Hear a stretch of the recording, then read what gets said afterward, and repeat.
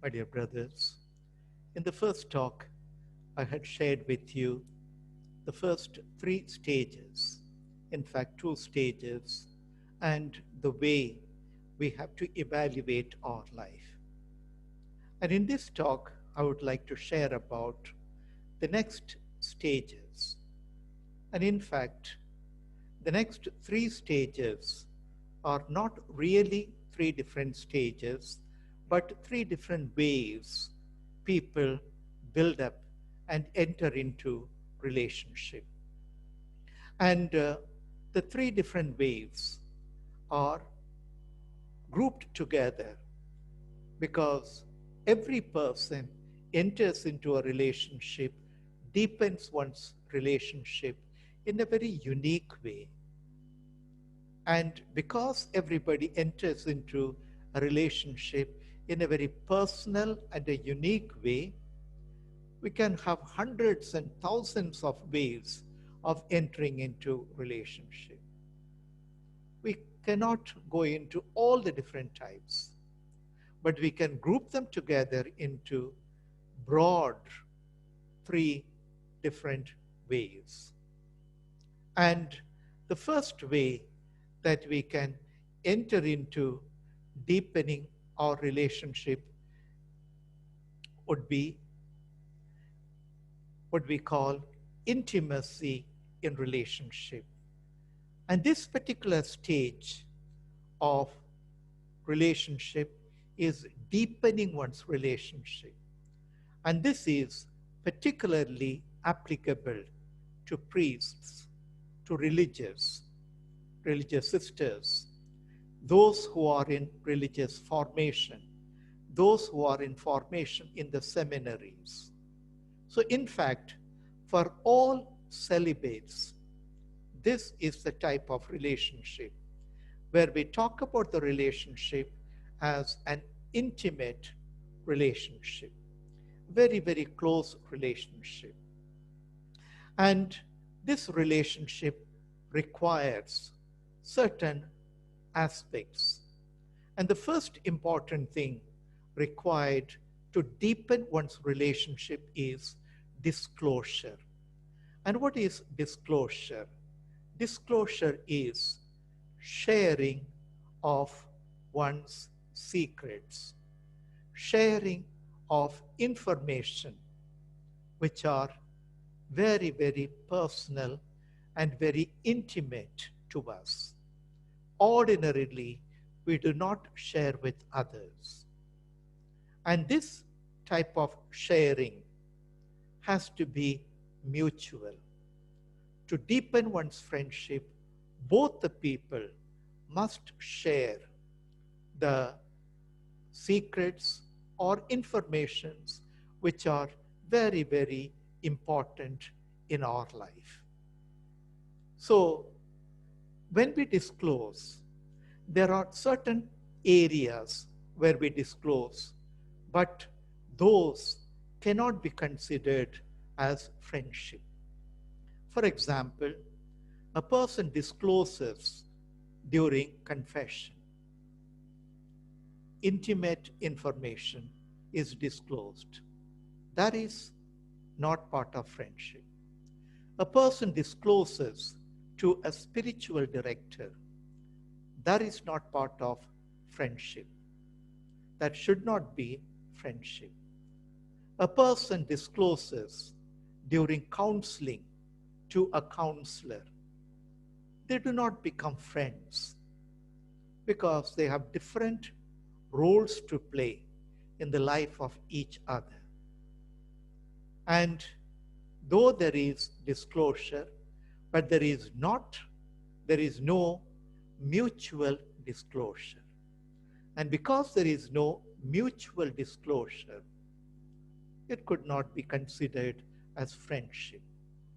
But sometimes a person's close friend wants to come for confession. That is, of course, a totally different situation. But a confessor should not, on his own, enter into a friendship with someone who regularly comes for confession. That should never be encouraged.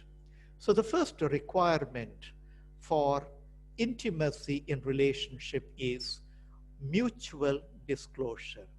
Both share some elements of secrets, some information which are very vital for them, which ordinarily they do not share with others. And the second important requirement is the emotional bond. Ordinarily, an emotional bond is considered as attachment.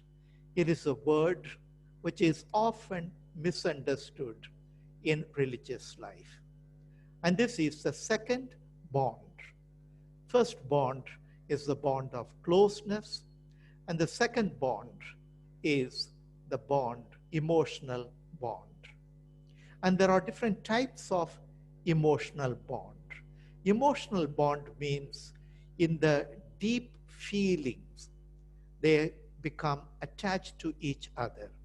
Emotionally, they become in some ways close to one another, dependent on the other. And so one type of emotional bond or attachment would be a friendly attachment. They are attached to each other, but in a very friendly way.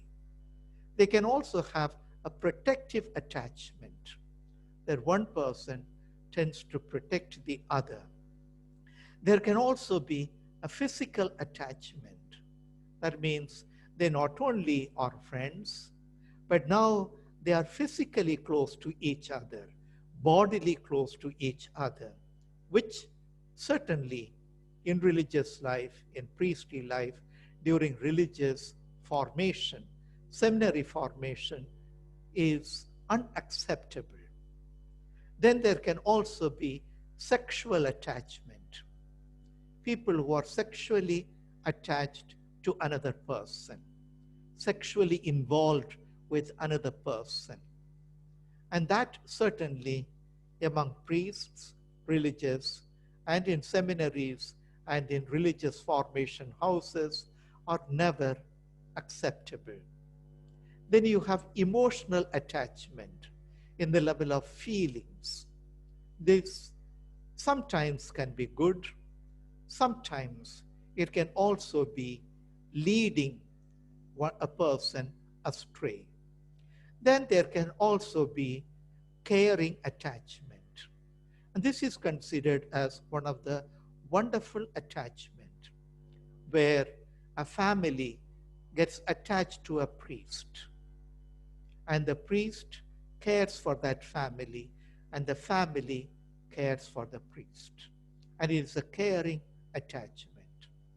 Then there are also with many people, there is a brotherly, sisterly attachment. Certainly, this is a very healthy attachment. So the second important requirement, obviously, is the attachment between two people. And the third element for a healthy relationship is understanding. Understanding between each other, between them, ought to be maximum, a high level of understanding.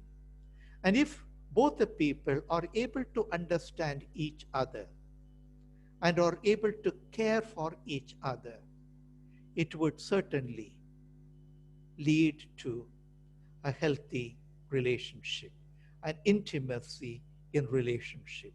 Two people, two religions who understand each other. And because of their understanding, they begin to accept each other.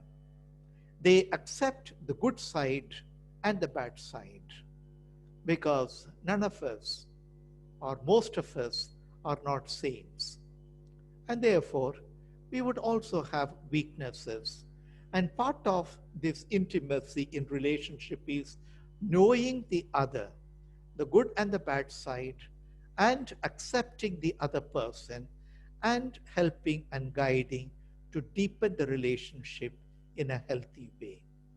And the last is a supportive and protective towards each other, to support and to protect each other as we build and deepen the relationship towards intimacy.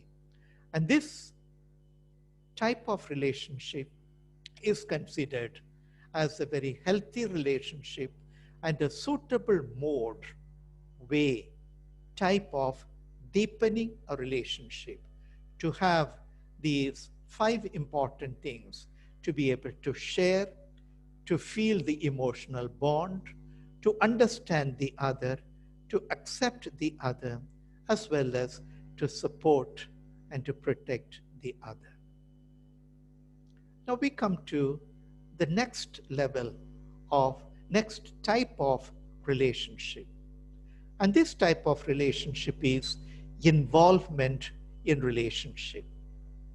And this is done very spontaneously, very naturally, without seriously thinking.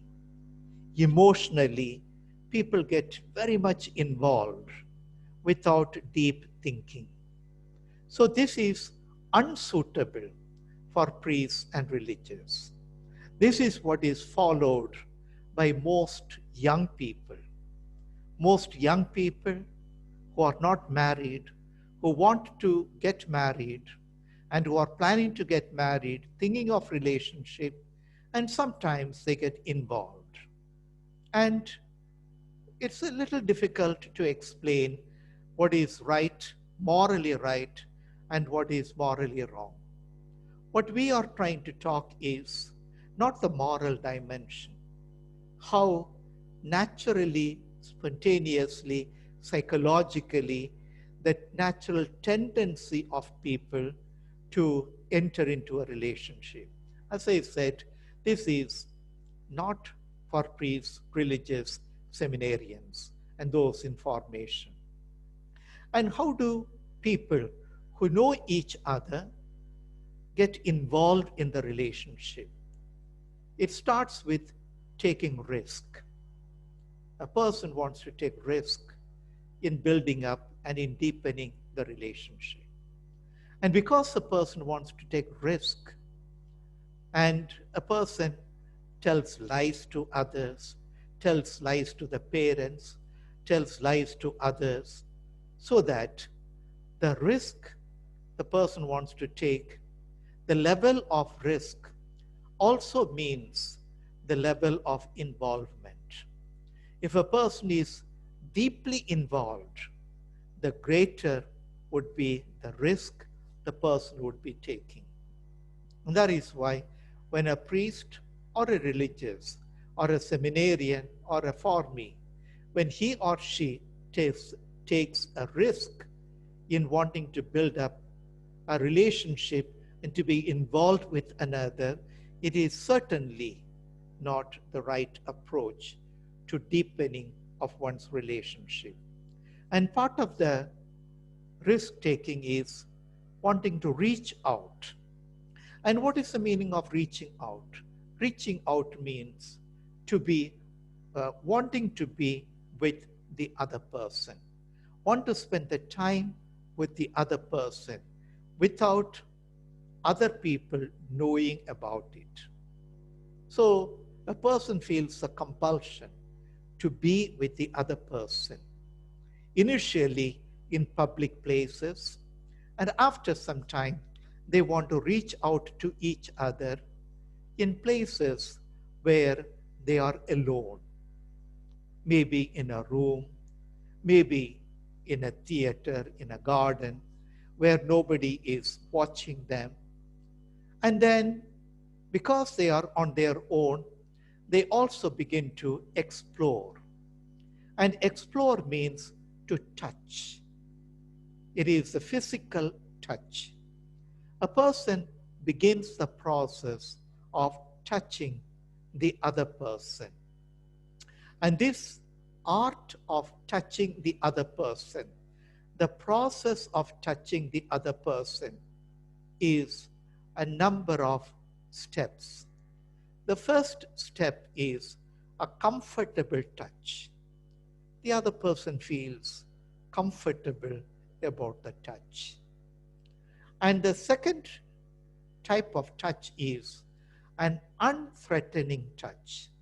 The person is not threatened by the way the person initiates the touch. It is an unthreatening. And the third level of touch is, in the process of touch, is an uncomfortable touch. The person begins to feel uncomfortable the way one person is touching. And the fourth is, not only the person is uncomfortable, but the person feels threatened by the touch. And because the person feels threatened by the touch, ordinarily there is a reaction. And with a reaction, the process of touch stops.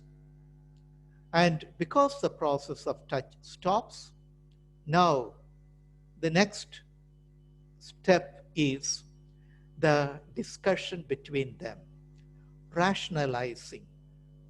And in the process of rationalizing, they may compromise. It is all right to continue the touch. So they permit, one person permits the other to touch.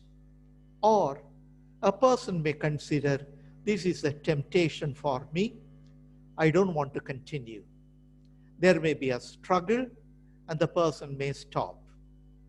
Or they both may agree to continue, or they both may agree to stop. And if they agree to stop, then the process of exploration, the process of touch stops here. But if after the discussion, after the deliberation, rationalizing, if the person says, it is all right, let us carry on, if they compromise, if they permit each other, then they go to the next step. And the next 3 levels, the next 4 steps would be different types of arousal.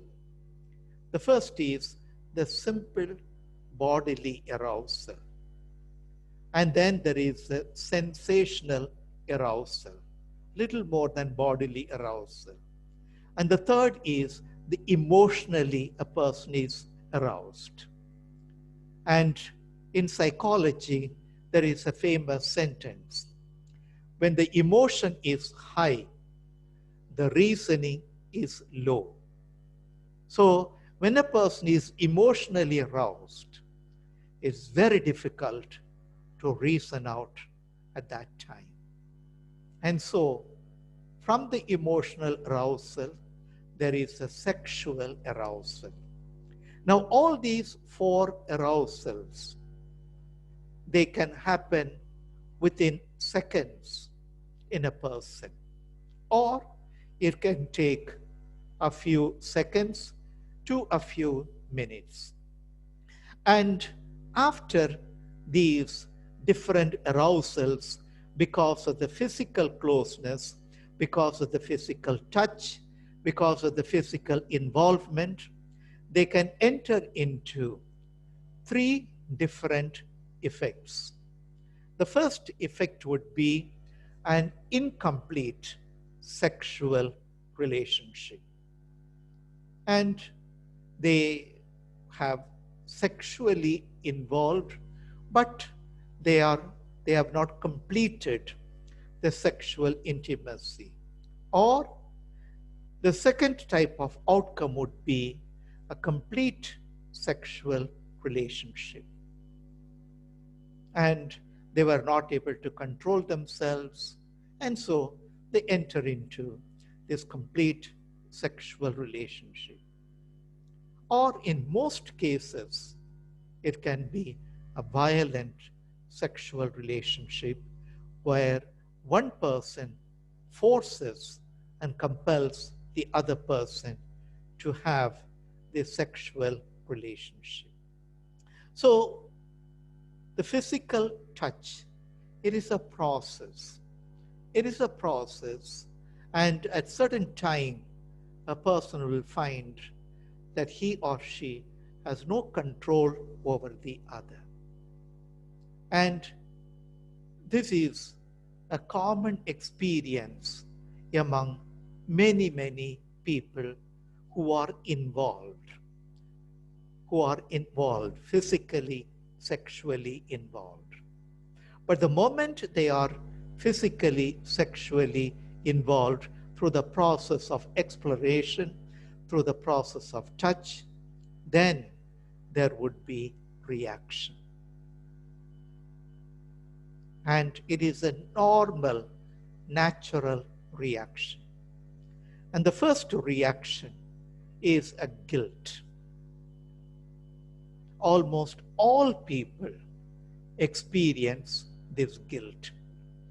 It is a burden which is stored up in our memory, and it continues to remain all the time.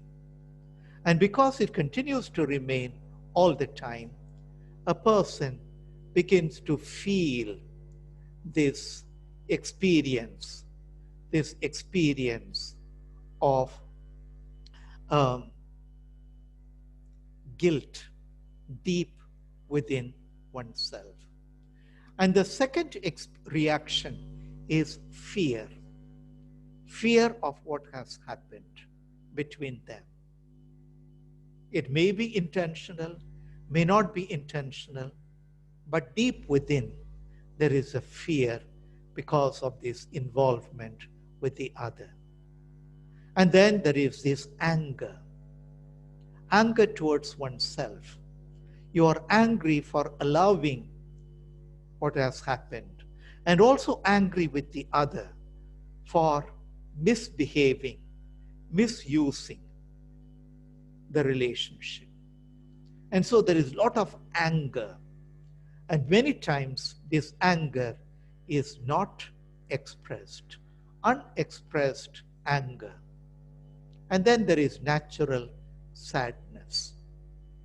You know, when something goes wrong, you begin to feel guilty. Naturally, you begin to feel sad. You begin to like it, or you begin to dislike it. There are people who like it, or there are people who dislike it. Those who like it, they may continue. Those who dislike it, they may stop. But there would also be hatred to what has happened, the event, the incident. There's a lot of feelings of hatred and worry, anxiety, as well as frustration. And so naturally, these are some of the important reactions maximum people experience in one's life because of the physical, sexual involvement with one another. Now, these are some of the reactions.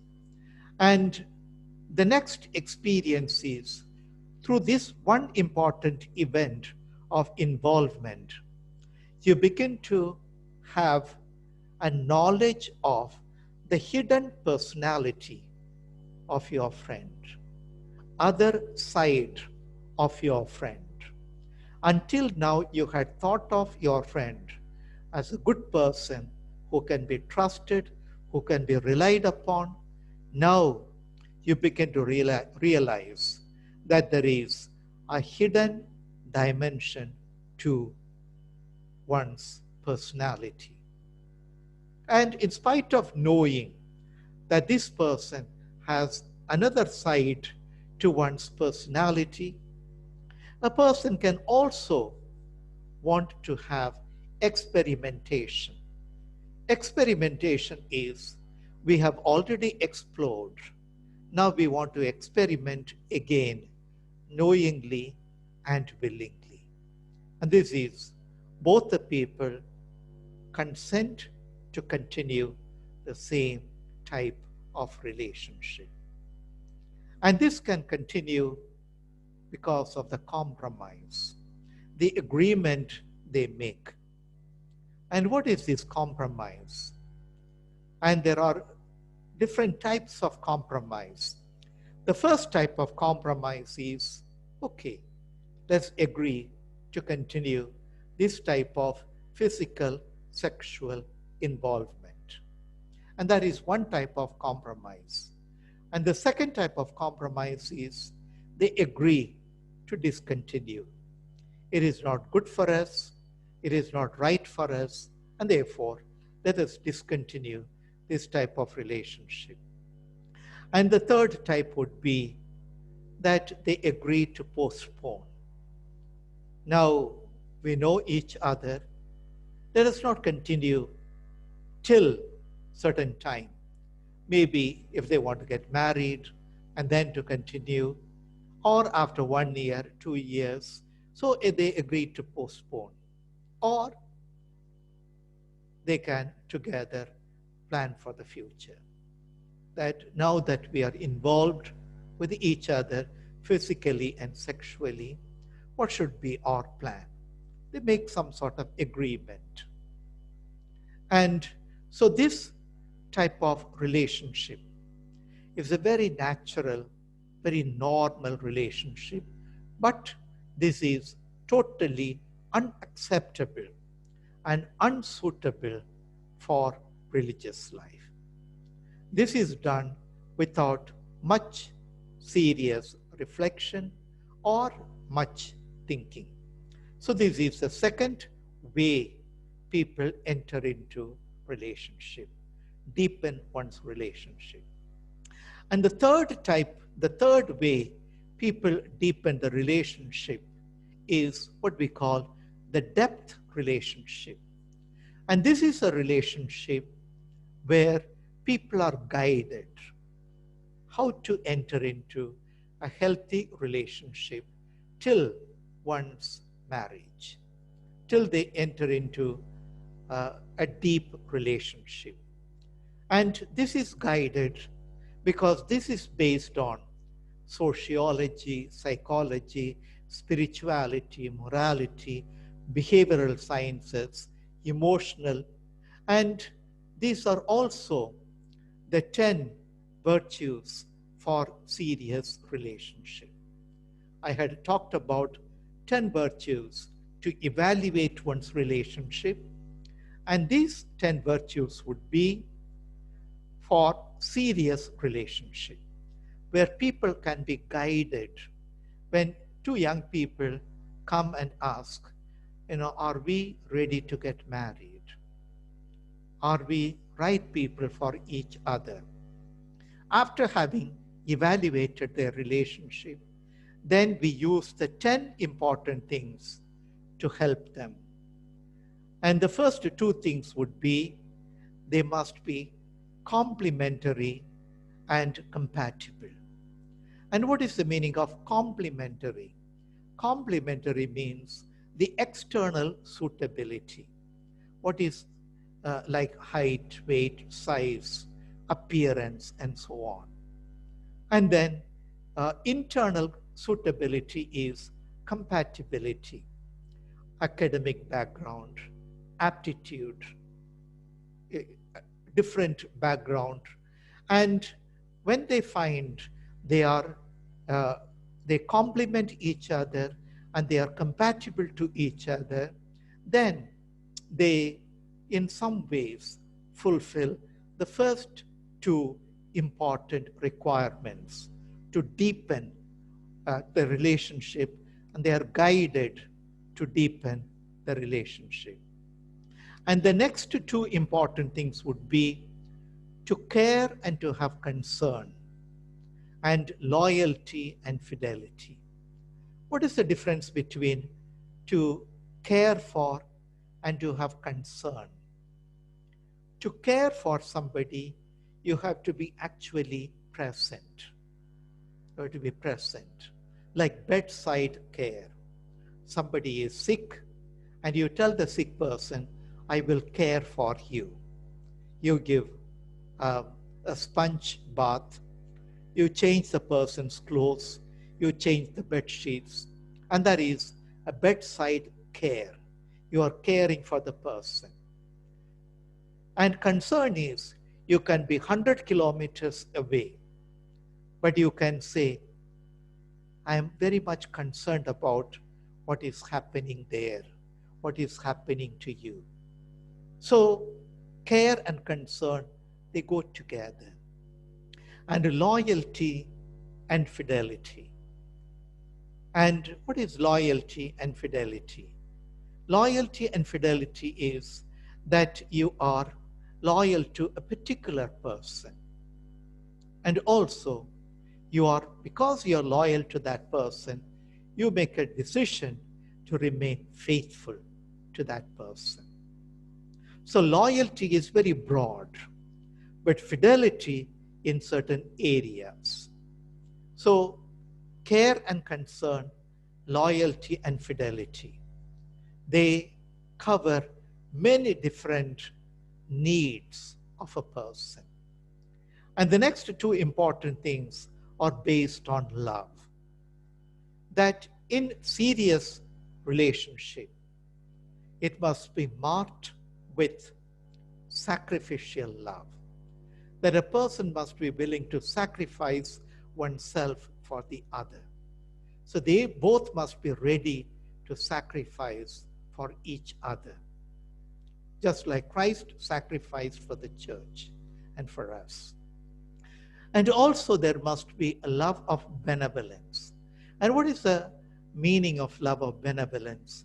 Love of benevolence means to give without expectation, to love without expectation. And certainly, it is very, very difficult to love without expectation.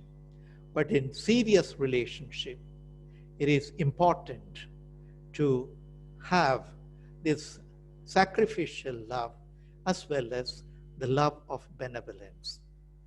Then there are two important expectations associated or coming from psychology that we should experience affirmation. And what is the meaning of affirmation? Affirmation means you are so happy to have this person as your friend. You're so happy, delighted to have this person as your friend. And therefore, you express that delight and happiness not in words, but through gestures and through actions. And that is what is called affirmation. With little activities, you are able to affirm that we are indeed the best of friends. And also, you should be sensitive to the other. Must be sensitive to the needs of the other. And all of us have different needs. And when we become sensitive to the other's needs, that is an indication that we are deeply involved in the relationship. And lastly, we also must experience in guided relationship, as people enter into depth of relationship, they must fulfill certain obligations. And obligations would be, if a person calls, you should be able to return the call. If somebody gives you a message, you return that message. There are many obligations. But more than all these, along with the obligations, there is also this great freedom. You allow the person to be completely free to live a very unique, personal, and independent life. And as a person lives an independent, free life, experiences freedom, it is an indication and sign. There is no compulsion from the other to change, to oblige to the other person. And that is important. So these are the 10 important virtues which would help people who want to enter into a serious relationship. And the last stage, the seventh stage, is the effects of relationship. And there are two different types of effects. If the relationship is good and healthy, you'll have positive effects. If the relationship is negative, unhealthy, unsuitable, unexpected, then surely there would be negative effects. Let us first of all look at the positive effects. And the first positive effect is a self-gift. Friendship is considered as the best gift a person can give. And this gift of oneself to the other can lead to a sacred bond. And this is the third bond. We have the bond of closeness, the emotional bond, and the third bond is the sacred bond. And a sacred bond means you are happy, you are excited, and you are spiritually uplifted to have such a good friendship. And another important effect is your relationship would always remain inexplicable, unexplainable. Why and how both of you became friends. And there is a sort of mystery about your relationship. And there is also happiness in the depth of your relationship. And above all, if it is a good and a healthy relationship, you would experience contentment, happy to have this relationship. But if, unfortunately, if your relationship is an unhealthy one, negative one, then there will be negative effects. The first important negative effect would be restlessness, peacelessness. And the next would be you have unanswered questions. You have many, many questions, but you have no answer for those questions. Then you become very possessive of the relationship. That is a sign, indication it is an unhealthy relationship. You become very jealous of that person. You become jealous and possessive. Then you also experience the things, reactions, which I already talked about, like guilt, fear, anger, sadness, anxiety, hatred, dissatisfaction. And then another negative effect can be revenge. People who enter into a very unhealthy relationship, they also become very revengeful. So I'd like to conclude with two small explanations. Is heterosocial relationship for religious, is it exclusive or inclusive? And the answer is, priests, religious, seminarians, sisters in formation, their relationship is always an inclusive relationship. It is never an exclusive relationship. An exclusive relationship is only between a husband and wife. They enter into a type of relationship to which they do not include anybody else. And the second is, to my one and only. When I was studying in the Philippines, there used to be a boy who used to come to for some sort of guidance. Every now and then he would come, and one day, towards the end of January, he came to me with a few cards, greeting cards. And I asked him, what do you have? And he said, Father, in February, 14th of February, we would be celebrating Valentine's Day. and I have brought cards to send to my friends. And I asked him why, because he said, I have so many friends, and if I go with one person, and if the other person knows, then there would be serious problem. So I had selected one of the most suitable greeting cards. And he said he spent a lot of time in the shopping mall selecting the card. And finally, he asked the shopkeeper, can you show me a card which is very, very special? And the shopkeeper took out. It was, when he opened, it was written, to my one and only. To my one and only. And then this boy, he told the shopkeeper, please give me 30 of those. And then he intended to send these cards to all his girlfriends. So relationship is very mysterious, very difficult to explain and to comprehend. But I have tried my best to share with you the three different ways, that which is suitable for us, that which is unsuitable for us, and that which is guided for married people.